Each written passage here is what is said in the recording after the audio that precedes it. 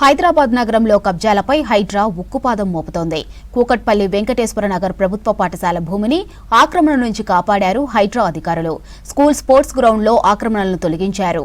హైడ్రా ప్రజావాణిలో school head master complaint చేయడంతో చర్యలు చేపట్టారు. ఇక స్కూల్కే పరిమితమయ్యేలా ఫెన్సింగ్ ఏర్పాటు చేశారు. హైడ్రా చర్యలను స్కూల్ టీచర్స్, స్టూడెంట్స్ అభినందించారు.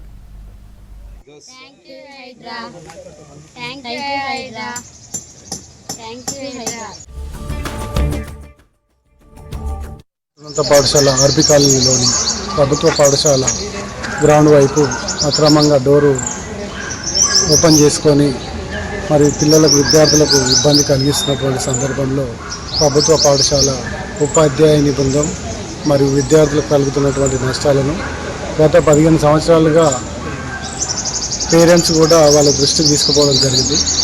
మరి వాళ్ళు అక్రమంగా పెట్టుకొని మేము ఎన్నిసార్లు కూడా ఈ పాఠశాలకు సంబంధించిన విద్యార్థుల మరుగుదొడ్ల నిర్మాణం కొరకై చేసినటువంటి ప్రయత్నంలో అడ్డు తగిలి ఆపివేయడం జరిగింది.